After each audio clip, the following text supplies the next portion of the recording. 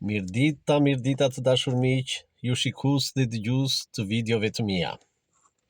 Vërtet është e shtunë sot, shumica janë pushim. Sikurse edhe nesër e diela, por kjo nuk do të thotë që pushimi është dhe pushim në lexim. Aq më tepër në dëgjim. Nuk po ju lodh të lexoni, por po ju lodh pak të shikoni dhe dëgjoni. Pra po vazhdoj me orën letrare. Këtë radhë, po i rikthehem romanit tim të parë. Facebook Kubecaf, i botuar në vitin 2012 nga shtëpia botuese Fanoli në Tiranë. Pra, tek libraria e këtij botuesi mund të gjendet ky libër në Tiranë. Njëkohësisht, në Greqi, në gjithë libraritë e Greqisë, i botuar me titullin To Castro ton Skion. Plotësim i munguar.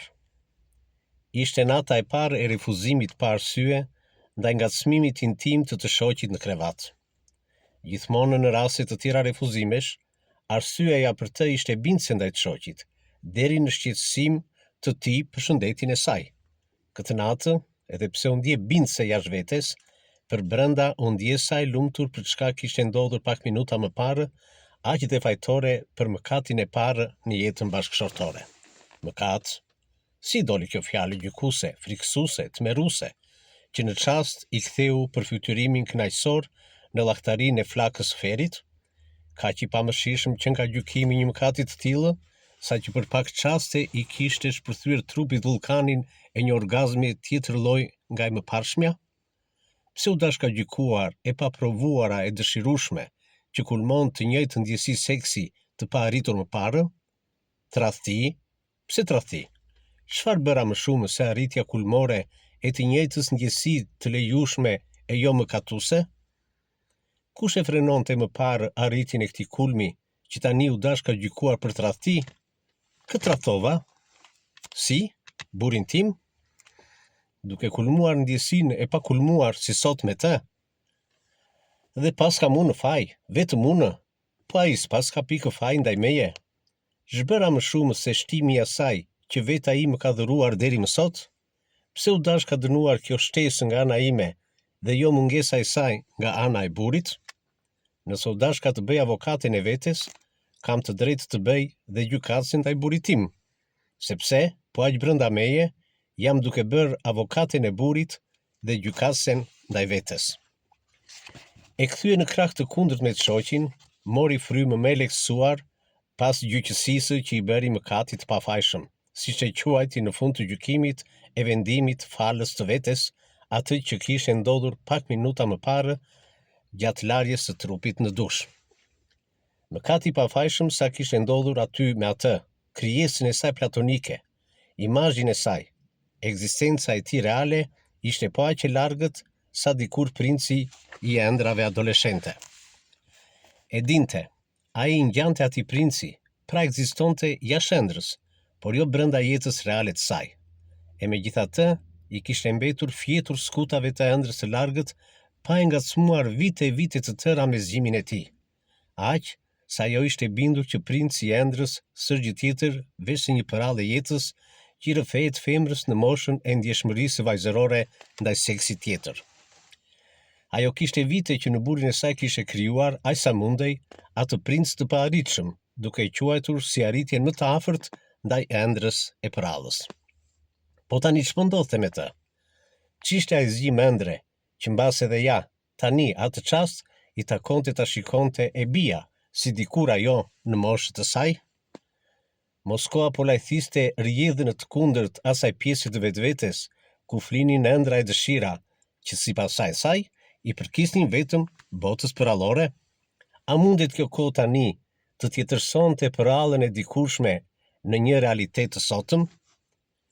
Po ai ekzistonte vërtet, ja ashtu, siç e rrëfente vetë përralla. Të kishte dalë ai nga përralla, apo përralla kishte hyrë në të? Pse tani o Zot? Pse kaq vonë? Çfarë kam bërë unë në jetën time veç ndërimit të dikur për të? Ne ishim të njëri tjetrit vetëm ëndrës. ashtu ndjesor të një idealiteti hynor të pasënuar në virgjërinë tonë.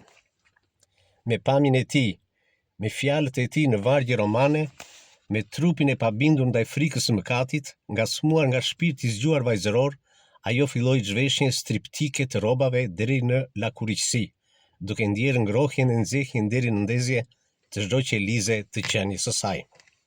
Dhe ashtu, duke larguar me tuntje këmbe të fundit veshje, eci drejt banjës. Uji i nxehtë si të ishte qenia trupore e tij e përfshiu të gjithën në drithërimin e parë të adoleshencës, pas prekjes fërkuese me skëmbë, por tani e vendosur për ta patur brenda saj tej virgjërisë. Virgjërisë, sa naive, po sa magjike njëkohësisht. Ajo ashtu po ndjej, dhe askush s'mund ta bindte për të kundërtën, me shifrat e moshës dhe vitet e martesës. Por zhvirgjërohej lumturisht, drejt atij kulmi orgazmor të paprovuar më parë. Ashtu, e kthye në krevat, e ndjeu veten të plotësuar në atë mungesë të femrës që rinte e fjetur fshehtësisë së shpirtit të saj. Nga Dimitër Se. Ç'po ndodh me mua, Dimitri im? Si thash, Dimitri im, unë besirja e një bese të dhënë vetëm për burrin e jetës sime, të quajta tani Dimitri im, dhe jam me ty, ku as me burrin s'kam qenë, dhe bëj me ty atë që më vjen turp dhe me burrin tim ta bëj? Oh, sa turp, po dhe sa magjishëm. Ky ujë mbi trupin tim të lakuriqt është lumturia dhe fatkeqësia, jeta dhe vdekja, parajsa dhe feri im. E kam në dorë ta mbyll, për të mos qenë fatkeqe, për të mos vdekur, për të mos shkuar në ferr, por e hap më shumë për të shijuar lumturinë, jetën, parajsën.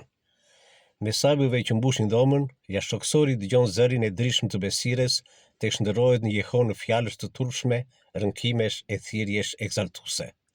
Si hije fantazme formësohet mes mjegullnajës së sabujve, trupi lakuriqt i një buri, për të zhdukur në çast bashkë me avujt. Ishte Dimitri. Shtëri në krevat, pa gjethen e Evës me shalve, me zgërhitjeve të shoqit, dallon një trup femre. Është besirja. Këta të bëjnë të veç masurbosh, edhe duke patur pranë në radhë për seks, 10 femra, shton në fund fjalët e tij jashtëtoksori.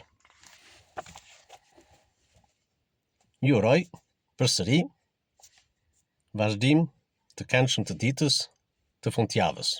Faleminderit për vëmendjen, kush më pa dhe më dëgjoj.